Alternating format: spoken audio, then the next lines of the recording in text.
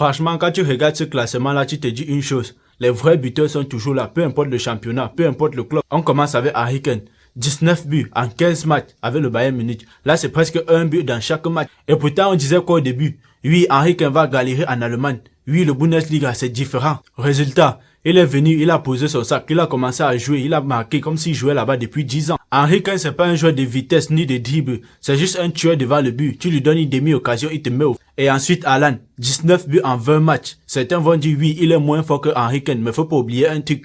La première ligue, c'est pas un jeu. Les défenseurs ne te laissent rien, mais malgré ça, Haaland est toujours dans le top. Même quand il joue mal, même quand si tu joues moyen, il marque quand même. C'est ça qui veut dire grand buteur. Maintenant, il y a un nom que beaucoup de gens connaissent moins. Ayas Weda en Feyenoord, 18 buts en 17 matchs. Là, c'est très fort. C'est juste parce que lui n'a pas la lumière des médias. Lui n'a pas les réseaux, mais sur le terrain, il fait du bon boulot. C'est typiquement le genre de joueur que les grands clubs vont regarder en fin de saison. Maintenant, on arrive avec Kylian Mbappé.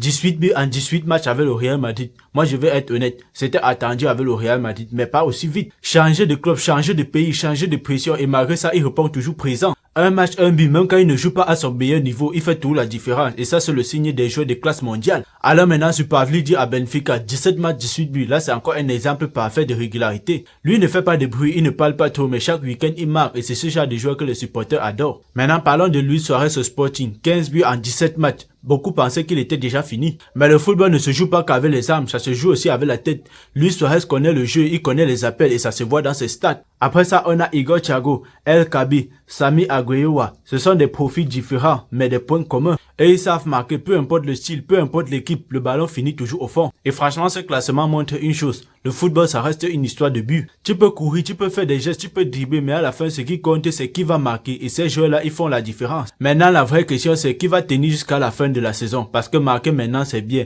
Mais être régulier, c'est ça qui fait d'eux des grands. Personnellement, moi, je pense que Harry Kane, Mbappé et Haaland vont rester jusqu'à la fin. Et aussi, attention aux surprises, parce que chaque saison, il y a toujours un gars qui sort de nulle part et il choque tout le monde. Bon, bref, le classement est lourd, le niveau est élevé et la bataille pour le titre du meilleur buteur, elle est loin d'être terminée.